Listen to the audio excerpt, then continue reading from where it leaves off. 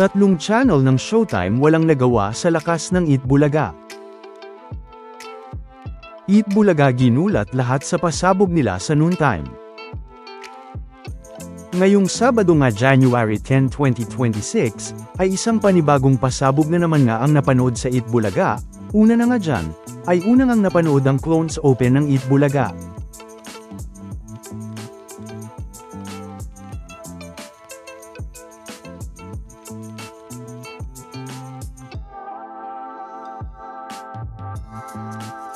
Sa segment pa nga na Sugod Bahay, ay talaga namang sinubukan nga ng mga Dabark ads ang ganda ni Dabark ads Riza.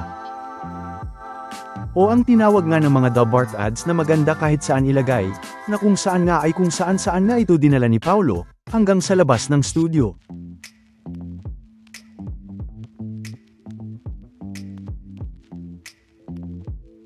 Umabot pa nga si Riza sa kalsada.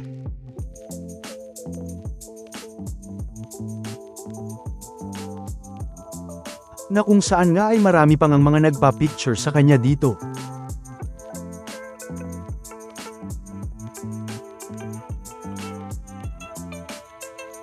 Na talaga namang pinatawa nga ang mga manunood at mga netizens, lalo na nga ang mga Dabark ads sa studio.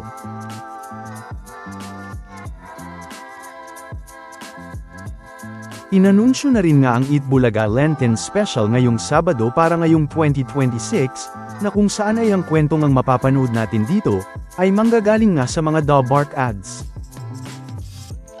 Na kung saan ay inimbitahan nga ng Eat Bulaga dito ang mga professional writers, first-timers, amateurs, students, at maging ang mga nangangarap maging writers, na gumawa ng kwentong mapapanood natin sa EB Lenten Special ngayong 2026. Na mga kwento nga na patungkol sa hope, faith, friendship at loyalty. Na pwede ngang i-send ang inyong Eat Bulaga Lenten story sa eb_lenten at tvjproductions.ph, at ang deadline ay hanggang January 24, 2026.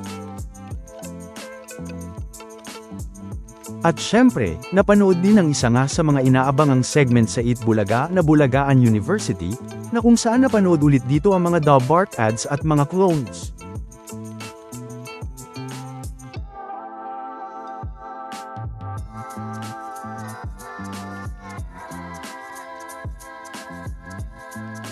At gaya naman noong nakaraang Sabado January 3, ay nakakuha naman ulit ng 0 point ang unang team, na kung saan ay kasama nga dito si Miles, Karen, Paulo, Wally, Alan K, Yul at Ryan.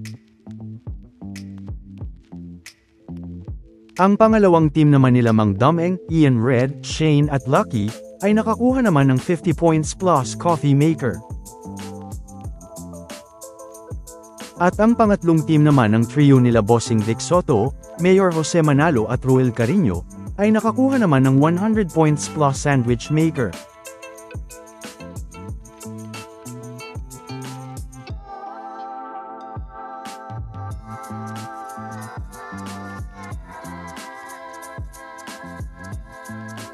Ngayong Sabado din ay napanood na nga ang championship ng Gimme 5 laro ng mga working Pinoy henyo.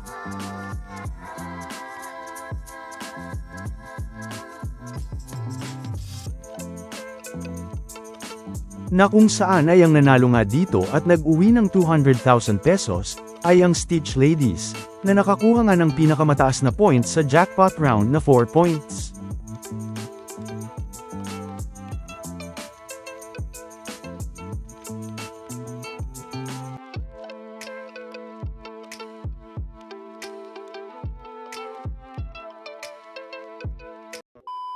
Welcome back mga ka-highlights!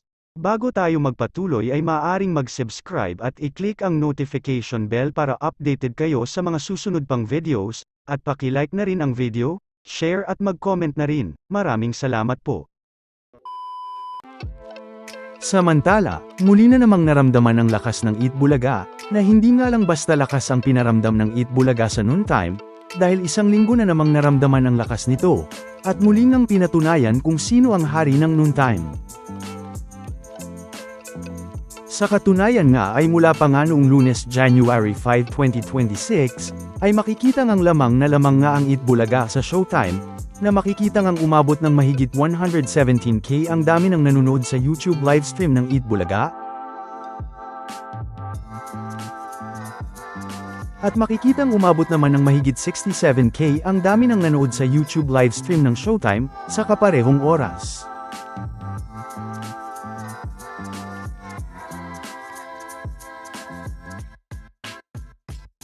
Noong Martes naman January 6, 2026, ay makikitang umabot naman ng mahigit 122K, ang dami ng nanonood sa YouTube livestream ng Itbulaga.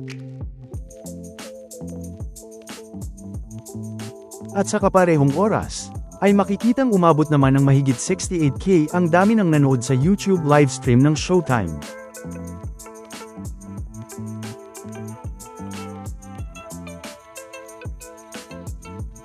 Na makikita ngang mas tumataas pa rin nga ang dami ng nanonood sa YouTube livestream ng Itbulaga, at makikita ngang mas lalo pa ngang natambakan ng Itbulaga dito ang Showtime. Noong Miyerkules naman January 7, 2026, ay makikitang umabot naman nga ng mahigit 128K ang dami ng nanonood sa YouTube livestream ng Itbulaga. At sa kaparehong oras, ay makikitang umabot naman ng mahigit 71K ang dami ng nanood sa YouTube livestream ng Showtime.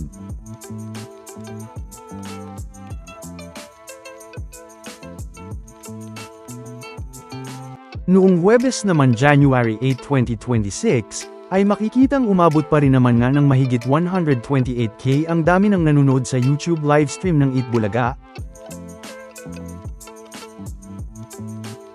At sa kaparehong oras, ay makikita ngang umabot naman ng mahigit 67K ang dami ng nanood sa YouTube livestream ng Showtime.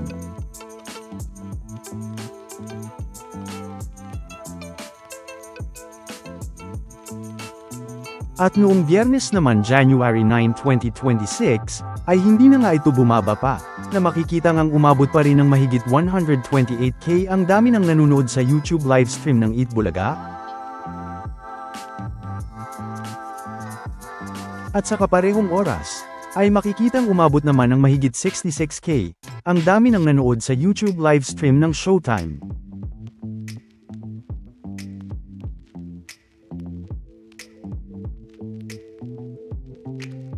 Na talaga namang makikita nga dito, kung gaano kalakas ang Itbulaga, at kung gaano din nga kalakas ang mga legit Bark ads, dahil makikita nga kung gaano kalaki ang lamang ng dami ng nanonood sa YouTube livestream ng Itbulaga, kung ikukumpara nga sa dami ng nanonood sa YouTube livestream ng Showtime.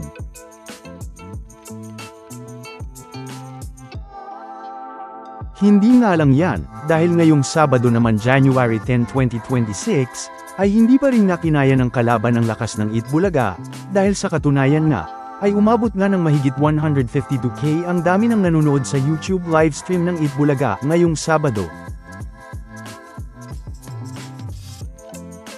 At sa kaparehong oras 2:03 PM, ay makikitang umabot naman ng mahigit 64K ang dami ng nanood sa YouTube livestream ng Showtime.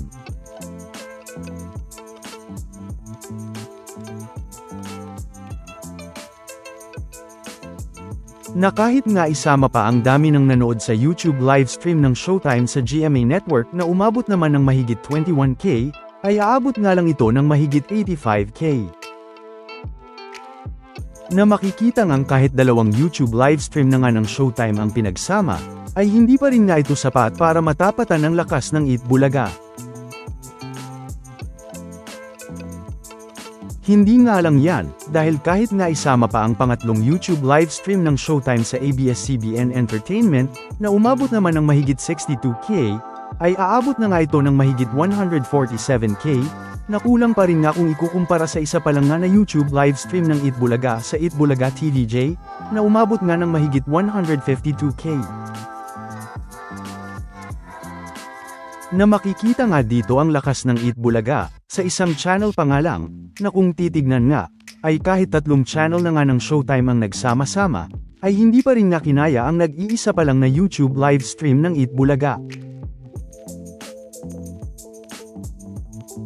Dahil kung isasama naman ang dami ng nanood sa YouTube livestream ng Itbulaga sa TV5, na umabot naman ng mahigit 18K, ay aabot na nga ito ng mahigit 170K, na lalo na ngang tambak ang Showtime dito.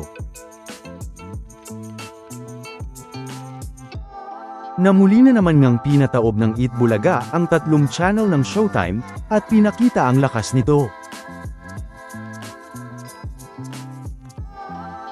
Samantala, ano naman ang mga masasabi nyo patungkol sa mga napag-usapan natin sa video na ito?